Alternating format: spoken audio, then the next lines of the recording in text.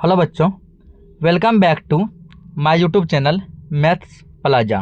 तो बच्चों, आज मैं इस वीडियो में बिहार बोर्ड क्लास 9th इतिहास अध्याय 2 चैप्टर 2 जिसका नाम है अमेरिकी स्वतंत्रता संग्राम। तो आज मैं इस चैप्टर के संपूर्ण पाठ का सॉल्यूशन कराने वाला हूं। तो चलिए देखते हैं। तो पहला जो यहाँ दिया गया वो है वस्तुनिष्ठ प्रश्न यानी कि ऑब्जेक्टिव क्वेश्चन। तो ऑब्जेक्टिव क्वेश्चन में जो पहला क्वेश्चन है वो कह रहा है कि अमेरिका की राजधानी कहाँ है। अमेरिका की राजधानी कहाँ है? न्यूयॉर्क, कैलिफोर्निया, वाशिंगटन, इनमें से कोई नहीं। तो याद रखिएगा कि अमेरिका की राजधानी न्यूयॉर्क है। कहाँ है? New York. Option A will be the correct answer. क्या होगा? Option A. अगला, कॉमन सेंस की रचना किसने की थी? कॉमन सेंस की रचना किसने की थी?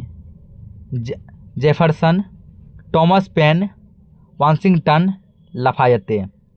या ट्रिक याद रखना, कॉमन सेंस टॉमस पेन। ठीक है, common sense Thomas Paine, common sense Thomas Paine. ठीक ना, टॉमस पेन। यहाँ टॉमस होगा, टॉपस नहीं, टॉमस पेन। यहाँ मो होगा। ठीक ना, आप लोग अपने बुक में देखिएगा मो लिखा होगा। अगला, स्टाफ एक्ट किस वर्ष पारित हुआ था? 1165, 1764, 1766, 1767। यहाँ सर हो सकता है 1165 नहीं लिखे 1765 होगा। एक बार आप लोग बुक में क्वेश्चन को देख लीजिएगा, यहाँ पे मिसप्रिंट कुछ लग रहा है। ठीक ना, स्टाफ एक्ट जो है 1765 साइड लिखा होगा, उसी ईस्वी में पारित हुआ था। ऑप्शन को। अगला, अमेरिकी स्वतंत्रता संग्राम में अंग्रेजों का सेनापति कौन था? Washington, Wellesley, Cornwallis, Curzon. तो अमेरिकी स्वतंत्रता संग्राम में अंग्रेजों का सेनापति कार्नवालिस था। Option go. अगला, अमेरिकी संविधान कब लागू हुआ? 1787 ईस्वी में, 1789 ईस्वी में, 1791 में, 1793 में। तो अमेरिकी संविधान 1787 ईस्वी में लागू हुआ था। ऑप्शन को। अगला, विश्व में प्रथम लिखित संविधान किस देश में लागू किया गया? England, France, America, Spain. तो पूरे दुनिया में, पूरे विश्व में सबसे पहली बार लिखित संविधान अमेरिका में लागू किया गया था। Option go. अगला क्वेश्चन है, किस संधि के द्वारा अमेरिकी स्वतंत्रता संग्राम को मान्यता मिली? पेरिस की संधि, विलाफ्रेका की संधि, न्यूली की संधि, जेबड़े की संधि। तो पेरिस की संधि के माध्यम से क्या हुआ? अमेरिकी स्वतंत्रता संग्राम को क्या मिली? तो मान्यता मिली। अगला, अमेरिका स्वतंत्रता में अमेरिका का सेनापति कौन था? ग्रेनविले, जेफरसन, लाफायते, वाशिंगटन। तो उसका सेनापति कौन था? तो वाशिंगटन था। ऑप्शन घ। अगला, अमेरिका के प्रथम राष्ट्रपति कौन थे?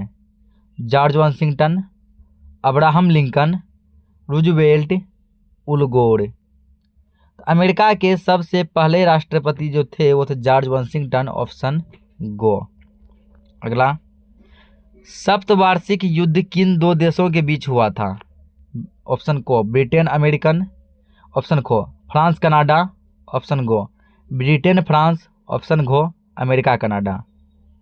तो यह युद्ध जो है ब्रिटेन और फ्रांस के बीच हुआ था। Option go. अगला, अब हम लोग आते हैं लघु उत्तरीय प्रश्न में, जो आपके एग्जाम में 2 मार्क्स का पूछा जाता है। इसमें कह रहा है, अमेरिका या नई दुनिया की खोज क्यों हुई थी? अमेरिका को ही नई दुनिया भी कहा जाता है, ठीक ना। इसका खोज क्यों किया गया होगा? क्या रीजन रहा होगा? अमेरिका या नई दुनिया की खोज व्यापारिक मार्गों को विकसित कर वाणिज्य तथा व्यापार के माध्यम से यूरोपीय देशों की अर्थव्यवस्था को सुदृढ़ और समृद्ध करना था, ठीक ना। यूरोप में जो अन्य जो देश थे, वो जो गरीब देश थे, उसकी व्यवस्था क्या करना था? पूरी जो है ऊपर हाई लेवल तक लेके जाना था। इसलिए अमेरिका या नई दुनिया का खोज किया गया था। अगला क्वेश्चन है कि मुक्त व्यापार के सिद्धांत ने उपनिवेशवासियों को क्रांति के लिए प्रेरित किया कैसे? ठीक ना, इसका आंसर देखते हैं।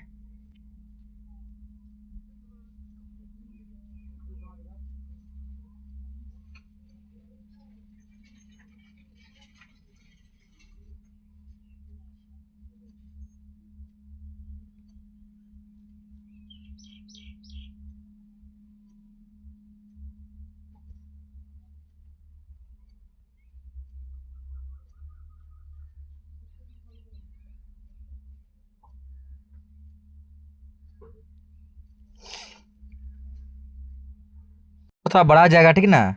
तो कह रहा है उपनिवेशवासियों का कहना था कि उपनिवेशों के आर्थिक शोषण और उसके संसाधनों के दोहन का अधिकार मातृ देश को है।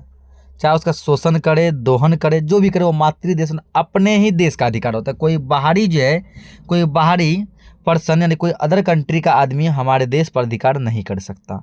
उसी वक्त वहाँ उन्मुक्त व्यापार की धारणा का भी विकास हुआ, ठीक ना, विकास हुआ, जिनमें राज्य द्वारा व्यापार को नियंत्रित करने का विरोध किया गया। बोला गया कि ये जो है व्यापार नियंत्रित नहीं होगा, इसके लिए क्या किया गया, पूरा प्रदर्शन किया गया। उपनिवेशवासी अपने व्यापार या अन्य कार्यों में इंग्लैंड का हस्तक्षेप यानी कि अंग्रेज का हस्तक्षेप नहीं चाहते थे। इसीलिए उपनिवेशवादियों के मध्यम वर्ग के लोग इंग्लैंड के कुलीन वर्गीय वर्ग पर का अंत चाहते थे कि ये इंग्लैंड वासी यानी अंग्रेज कब हमारे देश को छोड़ दे, कब यहाँ से चले जाए, इसका हस्तक्षेप हमको नहीं चाहिए। और इस प्रकार मुक्त व्यापार के सिद्धांत ने उपनिवेशवासियों को क्रांति के लिए प्रेरित कर दिया। अगला क्वेश्चन है, अमेरिकी स्वतंत्रता संग्राम ने फ्रांस पर भी प्रभाव डाला कैसे? कि अमेरिका में जब स्वतंत्रता संग्राम हुआ, इससे फ्रांस में भी इफेक्ट यानी प्रभाव देखने को मिला कैसे? तो अमेरिकी स्वतंत्रता संग्राम ने फ्रांस पर भी अपना प्रभाव डाला है। इस संग्राम में फ्रांसीसी सैनिकों ने भी भाग लिया था, ठीक ना। इस संग्राम में फ्रांसीसी सैनिक भी क्या किए थे, भाग लिए थे। अतः जब वह अपने देश लौटे तो उन्होंने वहाँ की जनता को निरंकुश राजतंत्र के प्रति जागरूक करने का प्रयास किया और दूसरी ओर फ्रांस की अर्थव्यवस्था भी बुरी तरह से प्रभावित हो गई थी। अगला क्वेश्चन, नई दुनिया की खोज इंग्लैंड के लिए वरदान साबित हुआ कैसे? नई दुनिया यानी अमेरिका का जब खोज हुआ तो इंग्लैंड के लिए एक वरदान सा साबित हो गया कैसे? नई दुनिया की खोज इंग्लैंड के लिए वरदान साबित हुई क्योंकि अमेरिका के रूप में उन्हें एक कीमती उपनिवेश मिला, जिसके दोहन से इंग्लैंड अपने अर्थव्यवस्था को सुदृढ़ और समृद्ध बना सकता था, इसलिए वो पूरा खुश हो गया। अगला क्वेश्चन है, क्या अमेरिकी स्वतंत्रता संग्राम के परिणामों ने औपनिवेशिक विश्व को प्रभावित किया? तो इसका आंसर होगा हाँ। अमेरिकी स्वतंत्रता संग्राम के परिणामों ने औपनिवेशिक विश्व यानी कि विश्व के अन्य उपनिवेशों को प्रभावित किया है। अमेरिकी स्वतंत्रता संग्राम की सफलता ने अन्य उपनिवेशकों को अपनी स्वतंत्रता की प्राप्ति को उत्साहित किया, जिसके बाद अन्य क्रांति को जन्म दिया। यानी कि अलग अलग देश के लोग जब देखे कि हमारे देश में तो अंग्रेज या फिर कोई अन्य देश वाला शासन कर रहा है, तो वो जागरूक हुए कि हम भी अपना आंदोलन कर सकते हैं और हम भी आज़ाद हो सकते हैं अमेरिका की भांति। तो अमेरिका से उसको क्या मिला, एक सीख मिला। आगे है, निम्नलिखित प्रश्नों का 10 शब्दों में उत्तर लिखें। जैसे गणतंत्र क्या है? गणतंत्र अर्थात जनता के द्वारा निर्वाचित प्रतिनिधियों का जनता के हित में शासन करने की प्रक्रिया है, ठीक ना। अगला, मौलिक अधिकार क्या है? किसी देश के संविधान के द्वारा वहाँ के नागरिकों को जो अधिकार दिया जाता है उसे उस देश का मौलिक अधिकार कहा जाता है। अगला है, मताधिकार क्या है? तो मतदान करने का अधिकार को मताधिकार कहते हैं, मतदान यानी वोट करने का अधिकार को। अगला, उपनिवेश किसे कहते हैं? जब किसी एक देश के द्वारा किसी दूसरे देश के कुछ हिस्सों पर अधिकार जमाया जाता है तो दूसरे देश का वह हिस्सा पहले देश का उपनिवेश कहलाता है, ठीक ना। जैसे कोई एक देश क्या किया, दूसरे देश पे क्या किया, तो अपना अधिकार जमा लिया।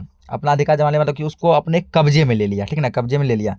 तो दूसरा देश का वह हिस्सा पहले देश का उपनिवेश होगा। यानी कि जिस देश पर अधिकार किया गया, ठीक ना, वो कह सकता है कि यह मेरा यानी जो देश अधिकार किया वो बोल सकते हैं वो मेरा उपनिवेश है। जिस जगह का क्या किया गया, अधिकार किया है, वो बोलेगा वो मेरा उपनिवेश है। अगला, राजतंत्र क्या है? तो वह तंत्र जो राजसत्ता में केंद्रित हो तथा वहाँ की सर्वोच्च शक्ति राजा में निहित हो। सर्वोच्च शक्ति किस में निहित हो? राजा में निहित हो, ठीक ना। उसी को हम लोग क्या कहते हैं, राजतंत्र। अगला है, सही या गलत का चुनाव करें। जॉर्ज वाशिंगटन अमेरिका के प्रथम प्रधानमंत्री थे। तो गलत, ये प्रधानमंत्री नहीं बल्कि राष्ट्रपति थे, ठीक ना, वहाँ प्रधानमंत्री नहीं होता। अगला क्या, अमेरिका यूरोप महादेश में स्थित है। तो गलत है, अमेरिका जो है खुद एक महादेश है, ठीक ना, ये यूरोप महादेश में स्थित नहीं है। अगला, अमेरिकी स्वतंत्रता संग्राम के दौरान स्वाधीनता के पुत्र और पुत्री नामक संगठन का निर्माण हुआ था। ये बात सही है। अगला, अमेरिकी खोज कोलंबस ने नहीं किया था। अमेरिकी की खोज कोलंबस ने नहीं किया था, ठीक ना। अमेरिकी की खोज कोलंबस ने नहीं किया था। तो यानी क्या, अमेरिका की खोज कोलंबस ने नहीं की थी, ये बात यानी कि यहाँ पर सही दिया लेकिन ये गलत है, ठीक ना। अमेरिका की खोज कौन किया था? कोलंबस किया था। कौन खोज किया था? कोलंबस। और ये क्या कह रहा है? कोलंबस ने नहीं किया था। ये सही यहाँ पे दे दिया मिस्टेक से, लेकिन यहाँ पे सही नहीं होगा, गलत होगा, ठीक ना। एक और क्वेश्चन के ऊपर मिस्टेक हुआ है ऑब्जेक्टिव में, जिसमें बोला गया था कि ये वाला क्वेश्चन कि अमेरिकी संविधान कब लागू हुआ? तो ये संविधान जो है ना 1789 में लागू हुआ। कब लागू हुआ? 1789 में। इसका ऑप्शन खो हो जाएगा, को गलत है, 1789। उसके बाद और फिर अगला क्वेश्चन दिया है, ठीक ना, ये कि अमेरिकी स्वतंत्रता संग्राम में फ्रांस ने इंग्लैंड का साथ दिया था। अमेरिकी स्वतंत्रता संग्राम में फ्रांस ने इंग्लैंड का साथ दिया था, ये बात क्या है? गलत है, ये बात गलत है, इंग्लैंड का साथ नहीं दिया था। अगला, अमेरिका स्वतंत्रता का घोषणा पत्र जेफरसन ने तैयार किया था, तो ये बात सही है। अगला, स्टाम्प एक्ट ग्रेनविले के समय पारित हुआ था, ये बात भी सही है। स्टाम्प एक्ट किसके समय पारित हुआ था? तो ग्रेनविले के समय पारित किया गया था। एक स्टाम्प एक्ट वाला आया था, अच्छा इस भी आया था। अब है खाली स्थान को भरिए, ठीक है ना। किसमें क्या भराएगा? किसमें क्या भराएगा? रिक्त स्थानों की पूर्ति करें। तो जैसे पहला कि लैसेज फेयर का सिद्धांत डैश ने दिया था, तो एडम स्मिथ ने दिया था। आगे, शक्ति के पृथक्करण का सिद्धांत डैश ने दिया था, तो मॉन्टेस्क्यू ने दिया था। अगला, सेनापति लफायत डैश का रहने वाला था, तो अमेरिका का रहने वाला था। अगला, जॉर्ज तृतीय इंग्लैंड का डैश था, शासक था। धर्मनिरपेक्ष राज्य का स्थापना सर्वप्रथम डैश में हुई थी, तो अमेरिका में हुई थी। अगला, नई दुनिया या अमेरिका का पता किसने लगाया? तो कोलंबस ने लगाया था। अगला, अमेरिका में अंग्रेजों के डैश उपनिवेश थे, 13 उपनिवेश थे। आगे, सर्वप्रथम आधुनिक गणतंत्रात्मक शासन की स्थापना डैश में हुई थी, तो अमेरिका में हुई थी। अगला, अमेरिकी स्वतंत्रता संग्राम का तत्कालीन कारण डैश था, तो बोस्टन चाय पार्टी। आगे, राइट्स ऑफ मैन की रचना किसने की थी? टॉमस जेफरसन ने की थी। ये हो गया आपका खाली स्थान है, ठीक ना। अगला क्वेश्चन देखते हैं। अब है दीर्घ उत्तरीय प्रश्न, लॉन्ग आंसर टाइप क्वेश्चन। ये एक प्रश्न आपके एग्जाम में जब भी पूछेगा आपको जो है 5 नंबर देकर जाएगा, ठीक ना। तो पहला प्रश्न इसमें दिया गया है कि अमेरिकी स्वतंत्रता संग्राम के 3 प्रमुख कारणों की विवेचना करें, ठीक है। 3 कारण का पूरा क्या करना? विवेचना करना है।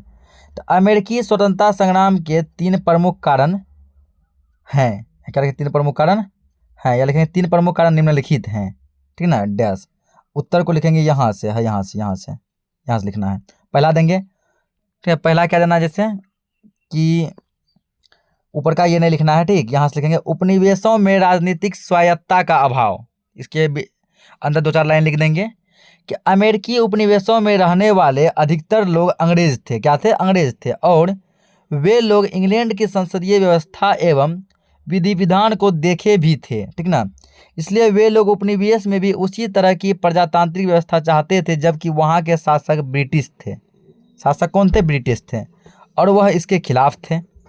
उपनिवेश के गवर्नर इंग्लैंड के राजा द्वारा मनोनीत किए जाते थे और उन्हें विशेष अधिकार दिए जाते थे, लेकिन वे उपनिवेशवासियों के प्रति उत्तरदायी नहीं थे, इसलिए वहाँ संघर्ष की स्थिति बनी रहती थी। पहला कारण ये था। दूसरा कारण क्या है? भौगोलिक दूरी, ठीक ना। भौगोलिक दूरी, तो यहाँ लिखना है इंग्लैंड और अमेरिका की भौगोलिक दूरी बहुत अधिक थी, मतलब दोनों के बीच का डिस्टेंस काफ़ी ज़्यादा था, और उस समय यातायात और संचार के साधन का अभाव था, जिसके कारण ब्रिटिश सरकार अपने उपनिवेशों पर अपना नियंत्रण नहीं रख पा रही थी। ब्रिटिश सरकार मतलब कि इंग्लैंड का सरकार यानी अंग्रेज क्या, अगर अपना उपनिवेश यानी अमेरिका का जो हिस्सा कब्जा किया था उस पर अपना अधिकार क्या किया? कर तो लिया, लेकिन जो उसका देख रेख सही से नहीं कर पा रहा था, डिस्टेंस अधिक होने के कारण, जिसका फायदा स्वतंत्रता संग्राम में देखने को मिला। तीसरा कारण क्या था? प्रगति विरोधी आर्थिक नीति। प्रगति विरोधी आर्थिक नीति, तो उपनिवेशवाद का सिद्धांत था कि उपनिवेश के आर्थिक शोषण और संसाधनों के दोहन का अधिकार उनके मातृ देश को, यानी कि अपने ही देश को, चाहे जो भी करेगा अपना देश का आदमी करेगा, कोई बाहरी आदमी हस्तक्षेप नहीं करेगा। इसीलिए उपनिवेशवासी अपने व्यापार एवं अन्य कार्यों में इंग्लैंड के हस्तक्षेप को पसंद नहीं करते थे। अतः उपनिवेश के मध्यम वर्ग के लोग इंग्लैंड के कुलीन वर्ग पर अपना शासन कर उसका अंत चाहते थे। ये हो गया पहला क्वेश्चन। तो दूसरा क्वेश्चन है अब आपका कि लोकतांत्रिक स्तर पर अमेरिकी संग्राम ने विश्व को कैसे प्रभावित किया? लोकतांत्रिक स्तर पर अमेरिकी संग्राम ने विश्व को निम्नलिखित प्रकार से प्रभावित किया। पहला, अमेरिकी संग्राम के अंतर्गत ब्रिटेन का एक कीमती उपनिवेश उससे छीना गया, ठीक ना, तथा अटलांटिक महासागर के पार संयुक्त राज्य अमेरिका के नाम से एक शक्तिशाली राष्ट्र का उदय हुआ, जिससे पूरा विश्व प्रभावित हुआ, यानी पूरा दुनिया इसको जान रहा है। दूसरा का क्या है? दूसरा बहुत बड़ा है, दूसरा कारण छोड़ देंगे, ठीक ना। तीसरा लिखिए, तीसरा नंबर को ही दूसरा नंबर बना के लिखेंगे, ठीक ना। तीसरा नंबर को ही दूसरा बना के लिखेंगे। राजनीति में जनता की भागीदारी शुरू हुई, ठीक है ना। उसका अगला लिखेंगे, जनता को धार्मिक एवं अंतःकरण की स्वतंत्रता मिली तथा मौलिक अधिकारों के द्वारा होने की मूलभूत स्वतंत्रता स्वीकार की गई। अगला लिखेंगे, विश्व का प्रथम लिखित संविधान 1789 ईस्वी में अमेरिका में ही लागू हुआ था। महिलाओं को संपत्ति का अधिकार मिला, उत्तराधिकारी कानून को न्याय संगत बनाया गया। ये सब क्या था इसका, ठीक है ना, तो ये सब इसका प्रभाव था। अगला क्वेश्चन है, अमेरिकी स्वतंत्रता संग्राम के परिणामों की आलोचनात्मक परीक्षण करें, ठीक ना। आलोचनात्मक क्या करना, परीक्षण करना है। तो अमेरिकी स्वतंत्रता संग्राम के परिणामों की आलोचनात्मक व्याख्या इस प्रकार है, क्या लिखेंगे, इस प्रकार है या फिर निम्नलिखित हैं लिख देंगे। व्याख्या निम्नलिखित है। पहला, इसमें वयस्क मताधिकार लागू नहीं हुआ। दूसरा, स्त्रियों को भी मताधिकार से वंचित रखा गया। तीसरा, संपत्ति को मताधिकार का आधार बनाया गया, जो उचित नहीं था, जो बिल्कुल भी उचित नहीं था। अगला है, अमेरिकी स्वतंत्रता संग्राम में अंग्रेजों के पराजय के क्या कारण थे, मतलब अंग्रेज क्यों हार गए, क्या रीजन था? तो पहला कारण लिखेंगे, अटलांटिक महासागर से अमेरिकी उपनिवेश की दूरी 3000 मील थी। इस कारण वहां समय से सेना नहीं पहुंच पाती थी, जिससे कठिनाई होता था। कौन सेना? अंग्रेज की सेना, ठीक ना। अगला, अमेरिका की शक्ति को नज़रअंदाज नहीं किया गया एवं अधिकांश अंग्रेज इसे गृह युद्ध समझते रहे। लगा कि अमेरिका तो हल्के में है, ठीक ना, इससे जीत लेंगे, इसको गृह युद्ध समझा, लेकिन ये तो बहुत बड़ा युद्ध हो गया। अगला, उपनिवेश वासियों में एकता का उत्साह था, वे स्वतंत्रता के लिए कुछ भी कर सकते थे। मतलब कि अमेरिका के जिस हिस्सा को हड़पा गया था, वहाँ के लोग बहुत सजग थे, सब एकत्र थे, वो चाहते थे जैसे भी हो अंग्रेज को भगाया जाए, हम स्वतंत्र होना चाहते हैं। अगला है, ब्रिटिश सेनापतियों ने कुछ भूल की थी। अंग्रेज लोग क्या किए, कुछ भूल किए। इंग्लैंड के शासक क्या किए, कुछ भूल किए। अगला, ब्रिटिश राजनेताओं के बीच गंभीर मतभेद था, यानी अंग्रेजों के बीच जो है आपस में ही प्रेम नहीं था, तो वो मतभेद भी लोग क्या किया, अमेरिका वाला फायदा उठा लिया और आज़ाद हो गया। अगला, ब्रिटेन को विदेशी सहायता नहीं मिली, जबकि अमेरिका उपनिवेशों को विदेशी सहायता प्राप्त हुई, ठीक ना। अगला कारण, जॉर्ज वाशिंगटन जैसा सुयोग्य नेता अमेरिका को मिला, जिससे बहुत धैर्य, साहस एवं कुशलता से अंग्रेजी सेना को पराजित कर दिया। तो जॉर्ज वाशिंगटन का भी बहुत बड़ा योगदान रहा। इसी के साथ जो इस चैप्टर का संपूर्ण क्वेश्चन का सॉल्यूशन करा दिया गया। मिलते हैं हम लोग नेक्स्ट चैप्टर में, तब तक के लिए जय हिंद। तो आप लोग से एक हम्बली रिक्वेस्ट है कि आप लोग यदि इस क्लास को देखते हैं, इसको लाइक कर दें, अपने फ्रेंड सर्कल में, रिलेशन में जितना तक हो सके, जहाँ तक संभव हो सके क्लास को शेयर करें। और ये तो आपका क्वेश्चन आंसर क्लास था। इससे पहले इस चैप्टर का संपूर्ण व्याख्या कर दिया गया है। यदि आप लोग उसको नहीं देखे हैं तो एक बार व्याख्या वाला वीडियो जरूर देखिएगा, तो आपको यहाँ क्वेश्चन आंसर अधिक से अधिक समझ में आएगा। तो मिलते हैं हम लोग नेक्स्ट चैप्टर में, तब तक के लिए जय हिंद।